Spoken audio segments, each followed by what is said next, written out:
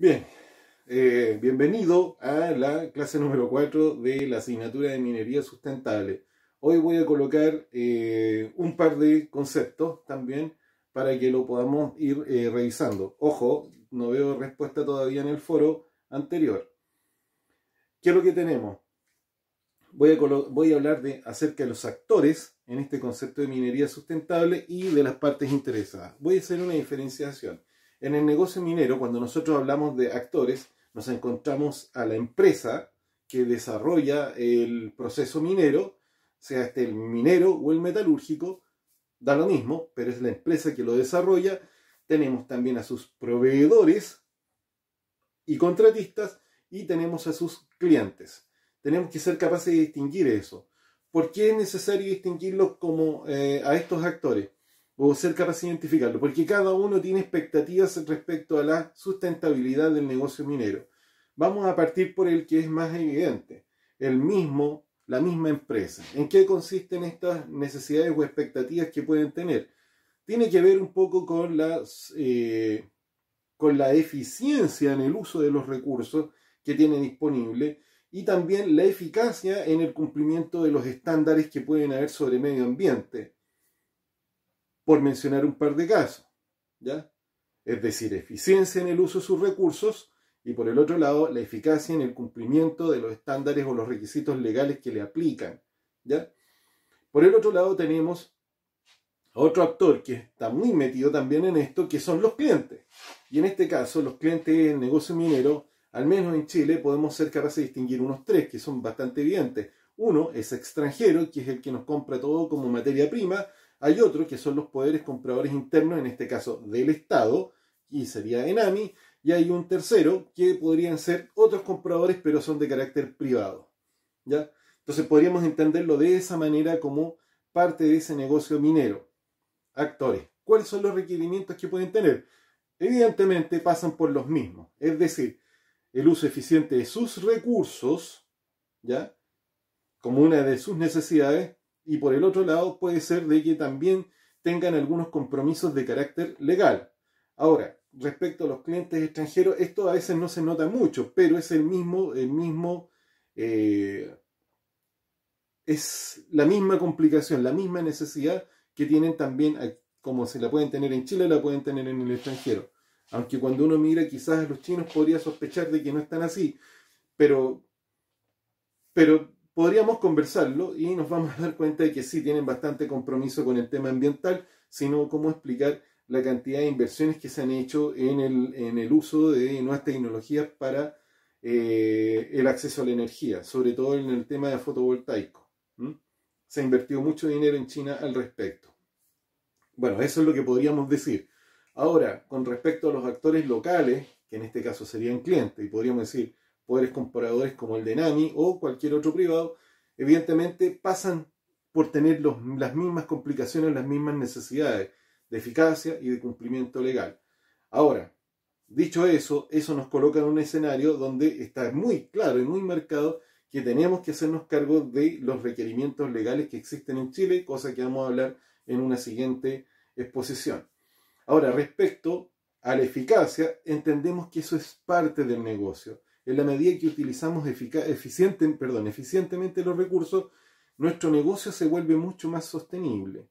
Ya lo vamos a ir mencionando colocando algunos ejemplos. Y en el caso de los proveedores o contratistas ocurre exactamente lo mismo, pero hay una presión diferente, porque, por ejemplo, la empresa minera tiene una presión producto de su propio entorno y de sus clientes, pero el contratista o el proveedor tiene una presión triple, tanto del cliente, de la empresa minera también, y además del entorno. Por lo tanto, uno ahí puede entender por qué es necesario identificarlos como actores, producto de que se genera una cadena. Vamos a empezar a dar algunos ejemplos. Y pensemos simplemente en el abastecimiento de energía, pensemos en el abastecimiento de neumáticos, por ejemplo. Por citar un par de casos. En el caso de la energía, cuando hablamos de proveedores, entendemos de que existe una presión muy fuerte por tratar de eliminar, por ejemplo, la matriz de carbono, o sea, la generación de energía a partir de derivados del carbono. Entonces uno puede pensar, claro, se trata, aquí en Chile diríamos, esto significa ir sacando las termoeléctricas. Y pensemos, existen compromisos en Chile respecto a irlas eliminando en la medida que pasa el tiempo y tratar de hacer que dejen de proliferar para privilegiar, por ejemplo, la energía fotovoltaica, la eólica o la de la concentración solar. Ahí tenemos un caso donde existe esa presión. Pero coloco el asunto de los neumáticos. ¿Por qué? Porque hoy en día tenemos legislación que dice que se llama la ley REP. Hay que investigarlo también. Que lo que está indicando es que quienes están proveyendo cierto tipo de insumos se hagan cargo de su disposición final. Y en este caso, los neumáticos, así como los plásticos, creo que los vidrios, las baterías y algo más, el que los vende, el que los produce, se tiene que hacer cargo acerca de eso. ¿Dónde va a terminar destinado? Hay que ir resolviendo eso y lo vamos a ir tratando durante el semestre como investigación. Eso es respecto a los actores, es decir, para poder distinguir. No quiere decir que no haya más actores, pero estamos hablando de los actores del negocio minero. Es el proveedor de los servicios o de insumos mineros, tenemos al productor minero y tenemos al cliente del productor minero. Estos están muy vinculados unos con otros. Eso es lo que nosotros podríamos decir es el negocio minero y sus actores. Luego tenemos otras partes interesadas que prefiero denominarlo parte interesada para desvincularlos del asunto de que se trata del negocio minero. Y dentro de esas partes interesadas, nosotros, ¿qué es lo que vamos a encontrar? Lo primero, evidentemente, serían estos mismos tres actores, ¿cierto? La empresa, los proveedores y los clientes, como primeras partes interesadas. Pero luego empieza a aparecernos, por ejemplo, el Estado chileno y otros organismos internacionales. En el caso del Estado chileno, ¿cómo es parte interesada? Bueno, a partir de la legislación que tenemos nosotros. Y aquí específicamente nos encontramos con la más fuerte de todas, que es la Ley 19.300, que establece las bases generales sobre el medio ambiente. Y esa es la forma en la que el Estado chileno presiona la actividad minera, particularmente cuando hablamos de minería sustentable. ¿Ya? No es la única industria a la que se presiona con esta ley. Luego tenemos otro conjunto de actores derivados de producto de esto mismo, como va a pasarnos con el caso del servicio agrícola ganadero, con la Directemar, en el tema costero, por los puertos, que es lo que va a pasarnos a nosotros con respecto a el MOP por las instalaciones, a la Superintendencia de Electricidad y Combustible, que es lo que va a ocurrir, ya entrando a hilar más fino, mucho más cerca del negocio minero con Cernagiomín o el Ministerio de Minería. En la medida que nos vamos acercando al negocio empieza a ser mucho más evidente que se trata dónde está la presión, como actores promovidos por nuestra estructura legal. Luego tenemos las otras presiones que son de carácter internacional y son de alguna forma derivan de esta misma presión legal, producto de los compromisos que Chile ha establecido. Pero sin embargo, en el caso del negocio minero, nosotros podemos fácilmente distinguir que tenemos presiones producto de que las mismas empresas vienen con algunas prácticas desde el extranjero. Uno no es difícil encontrarse con que estas mineras que son norteamericanas o australianas o neozelandesas o canadienses traigan ya algunas prácticas respecto a la sustentabilidad propias de sus convenios o de sus propias políticas internas como las grandes empresas que son.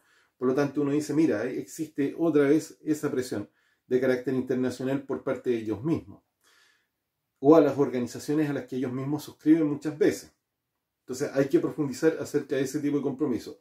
La más evidente de todas es, hasta ahora, la ISO 14001 y la norma 26.000, ISO 26.000 sobre responsabilidad social empresarial, y la primera, la 14.001, es la que tiene que ver con un sistema de gestión ambiental. Eso es lo que podríamos decir como la forma de entender la presión de partes interesadas en la minería. Y luego aparecen más. Dentro de los actores que son promovidos o empujados por el Estado chileno y nuestra legislación, van a aparecer las municipalidades, por ejemplo, o varias seremías, ¿ya? Luego empezamos a generar otros actores. Descarto los contratistas porque ya los mencionamos. Pero podríamos empezar a agregar otros tipos de contratistas que prestan servicios que no son, o mejor dicho, otros actores o proveedores que no necesariamente son parte del negocio minero, pero son indispensables, como por ejemplo el transporte de personal, el alojamiento, el retail, producto de que son quienes proveen a la comunidad minera, por llamarlo de alguna forma. Quería mencionar algo acá.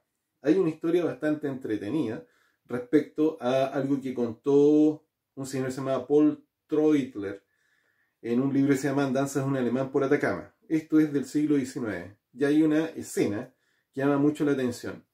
Resulta que en un pueblo donde se quiere un campamento minero de la minería de La Plata, este alemán se da cuenta de que había mucha ropa en la calle, mucha ropa botada en la calle, y no se veía que estuviera tan cochina.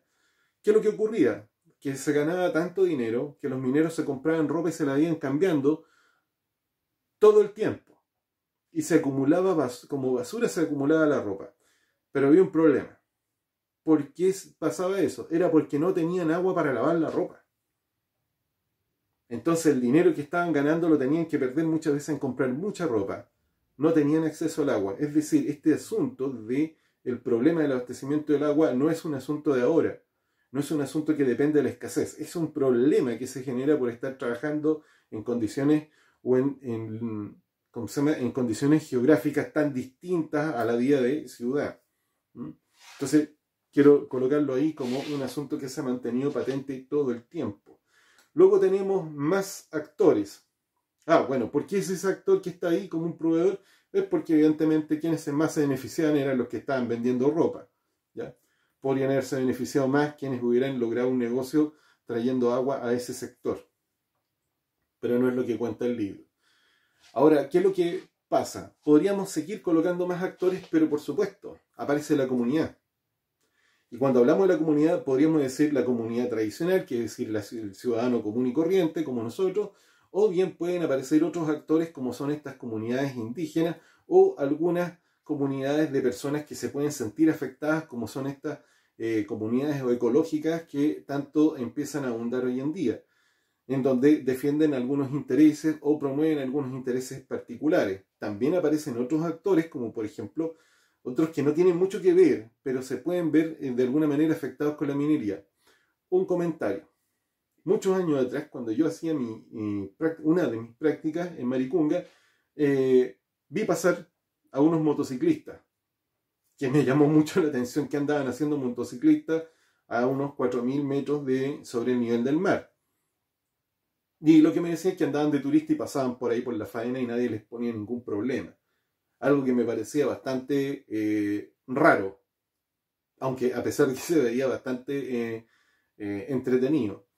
Pero uno dice, ¿pero eso qué quiere decir? ¿Por qué lo coloco? Porque resulta que tenemos en esta región mucha actividad de carácter, ¿cómo se llama? Hay industria que se llama turismo de intereses especiales. Y que son estas personas que simplemente vienen a hacer turismo porque les gusta venir a la montaña y a recorrer esos lugares. Y esto es cada vez más intensivo. Personas que están buscando lugares que se encuentran aislados o andan buscando la altura geográfica por el atractivo propio que tiene. Entonces, uno dice, aparece como otra parte interesada respecto a la actividad minera. Por el otro lado, también están estas otras cosas que tienen que ver no solo con el asunto turístico, sino que con la gente que es estas organizaciones que no son ya comunidades, sino que son organizaciones que se preocupan, estas típicas ONG, que se preocupan de promover el cuidado del medio ambiente o el cuidado específico de algún tipo de ambiente. Ya se habla de que hay organizaciones que están intentando defender o preservar los glaciares en Chile. En esta región tenemos glaciares de roca. Hay que investigar en qué consiste eso.